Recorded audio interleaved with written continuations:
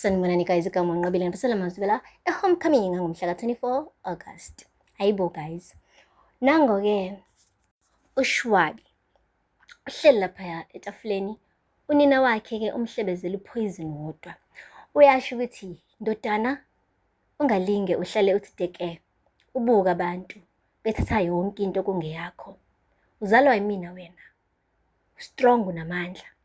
Usethi-ke uShwabi, yazi ma uqinisile, ngengathi ukuhlala phansi ngayicabanga lento bukade ungitshela yona ukuthi-ke indoda e-strong ingena esibayeni sey'nkomo iqimbile, iy'bambe iy'nkomo iy'mpondo, iy'bhekise ngakuyona. Yimina loyo ma. Wathi kunjalo mntanami, yabona ukubona abafanyana ukuthi beke bacishe itshe bejijele lesa sithele sile phezulu esihlahleni. Uyazi ngobani becosha itshe belijijela le kulesa sithele sile kude? Yingoba isona sodwa esihalisayo. Nawe-ke ngifuna wazi ukuthi-ke into kweyakho kumele ungaloku ubheke eceleni, uqonde ngqo kuyona uyithathe. Lwelo ngokwakho mntanami. Wathi kunjalo ma, ngizolwa ngivume ukuthi-ke bangithathele konke okungokwami. Wathi yabo ngiyibonile nemantshi ngesikhathi kuthethwe icala lapha ecourt ukuthi bekuyenza konke okusemandleni ayo ukuthi nje iqumbe phansi. uShwabi wena, sukuma ume ngenyawo ulwe. Hayibo guys, uShwabi lapho bekade ehambile kwi-men's conference kuwona lo nyaka lo, beyozama ukumehlisa-ke ulaka ngaphakathi kuyena, ngoba kubonakala sengathi ubaba lo amzalayo-ke wayemhlukumeza unina, emshaya e-abusive. Manje-ke usezama ukuthi naye angafani nobaba wakhe.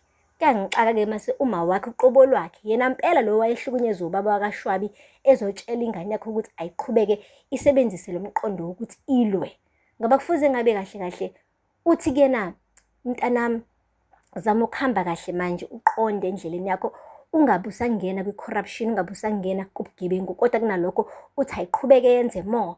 Umama onjani ofaka ingane yakhe ehlathini guys? But anyway, uShwabi-ke uwalandelile-ke ama-advice anina. Sesuka lapho-ke wabhekisa amabombo le esitolo sikaMakhumalo, wabona ukuthi bonke abantu abaphuza khona bekwabantu abama-customer akhe. Wacasuka guys, wakha uzungu-ke akhela uMakhumalo. uMakhumalo-ke guys, ayi isitolo sakhe sanyinyitheka njengamanje. Kufika yonke inhlobo yomuntu, ephuza utshwala, ethanda amagwinya, and kuthiwa amagwinya akhe-ke anewozawoza. Abantu badla utshwala ngala, badla amagwinya ngala, bajabulile ba-happy. Umane nje kwafika abantu abawu-2 abahlinile ebusweni. Bonke abantu bacashisa utshwala babo ngaphansi kwamatafula. Bathi ya, besicela umnikazi wesitolo. Wathi uMakhumalo, mengithi mina nizothini kumina? Bathi mama, sicela usiphe ilayisensi yokudayisa utshwala la. Wathi hayibo, angibudayisi mina utshwala, ngidayisa amagwinya kuphela. Bathi manje yini le efihlwa ama-customer akho ngaphansi kwamatafula? Athi uBramike, hayi ngikhululeka mnumzane, thina nje senze i-recycling, lamabhodlela siyawaqoqa nje, awe-recycling. Wathi thula mnumzane, thula, siyazi ukuqhubekani la. Wena mama, kusukela namhlanje siyayivala lento le yakho yokuthengisa utshwala la. Kusukela namhlanje, and umuntu ongalaleli mesikhuluma naye thina sinenye indlela esisebenza ngayo. Yangizwa ukuthi ngithini, nina hambani la nonke, zonke ayigubhe. Wonke ama-customer-ke guys kaMakhumalo kade ethenga utshwala aphuma-ke ahamba. uMakhumalo bandla beseseze wavula ngisho itafula ngaphandle ukuthi bekwazi ukuhlala phansi phela benethezeke, ngoba phela kanawo umpheme wendlu-ke yokuphuzela utshwala. Bebe-happy bakithi, kodwa-ke ekugcineni kosuku uba ama-customer-ke kaShwabi and uShwabi bafuna back. So asithembe-ke ukuthi-ke labantu bazocabanga kabili kathathu mande bebuyela lapha kuShwabi, ngoba phela uShwabi mebeya khona kungenzeka babuye sebengenayo into, noma mhlampe izinto zombili, noma mhlampe inhliziyo, kwazi ba noma yini uShwabi ayifunayo uzoyithatha emzimbeni wabo mekuwukuthi bayaqhubeka bophuza khona. So njengoba bexoshiwe-ke kaMakhumalo, asazi guys ukuthi bazophuzela kuphi, ngoba kaShwabi ngathi basasaba ukuya khona kwamanje. Guys, akupheli-ke lapho.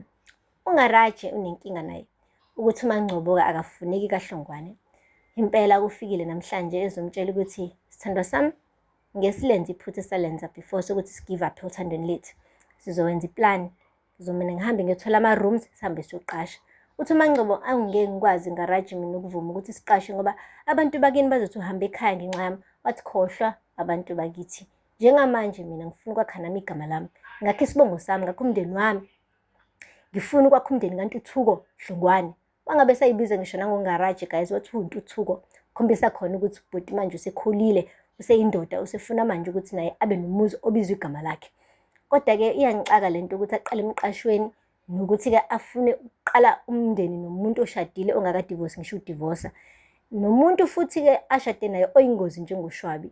So nje ungaraji kabili kathathu ukayicelele nje ukushesha ahambe emhlabeni isikhathi singakafiki, ngoba phela ukuntshontsha unkosikazi kaShwabi kusho ukuthi angadutshulwa, kusho ukuthi angahlinzwa, ngisho ukuhlinzwa antshontshe iy'cubu zakhe-ke zangaphakathi.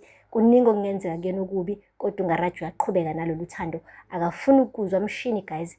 Khuza abazali akazwa mshini, ufuna nje uMaNgcobo la. Wona wonke amantombazane udinga uMaNgcobo la guys. Pheli-ke lapho umsizi-ke siyazi sonke ukuthi ugcine banjiwe ukuthi ungumkhwabanisi, kunamathenda abekade wakhipha enkampanini yakhe angekho emthethweni, awumgunyathi, and umphakathi wonke usuyakwazi lokho. Umane wanyamalala nje wabaleka, hhayi usisi wakhe-ke eyiphoyisa, ngisho naye isithunzi sokuba yiphoyisa simane sehla, kubonakala sengathi-ke uyahluleka ukwenza umsebenzi wakhe-ke, ukuthi afune ubhuti wakhe amthole la acashe khona, ebese yambopha ngoba ufanele uyijele.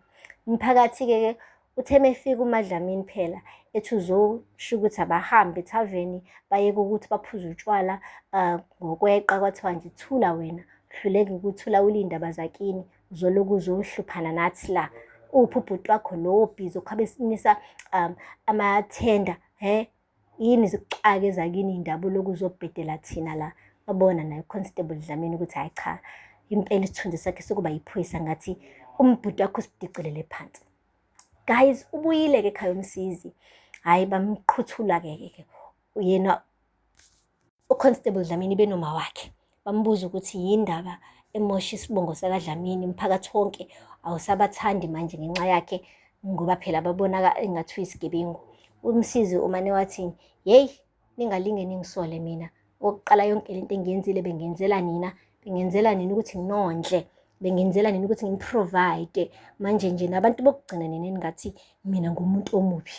Hhayi bathuka isimanga-ke ukuthi hawu kanti futhi ubhizi nje ukhabanisa amathenda wenzela thina, uyasifaka nathi kulo doti owenzile. And umsizi umile kulelo ukuthi nje yena bengazenzeli yena kuphela, ubenzela ifamily yonke. Imagine uzombopha kanjani-ke uConstable Dlamini umsizi mekuthi naye kahle kahle uyambala kule corruption yakho ukuthi kunje ingoba bekade efuna ukondla umndeni, uzombopha kanjani? But-ke guys, asike sithule sibone ukuthi le ndaba-ke kaMsizi izophetha kanjani. Ngabe bazothi akahlawula imali noma bazothi akangena ejele aboshwe, ngoba kahle kahle akahlukile noShwabi, naye unodoti awenzayo nje impela ongemuhle emphakathini, noma engabulala abantu-ke kodwa nako lokhu akwenzayo-ke umphakathi awujabulile neze ngakho. Guys, aphela lapho-ke amazwibela namhlanje, ungakhohlwa ukusubscribe and like and comment. Until next time, bye. Sanibonani guys, igama unqabile ngiphisela amazwibela e-homecoming ngomhla ka-24 August. Hayibo guys, nango-ke uShwabi uhleli laphaya etafuleni, unina wakhe-ke umhlebezela uphoyizeni.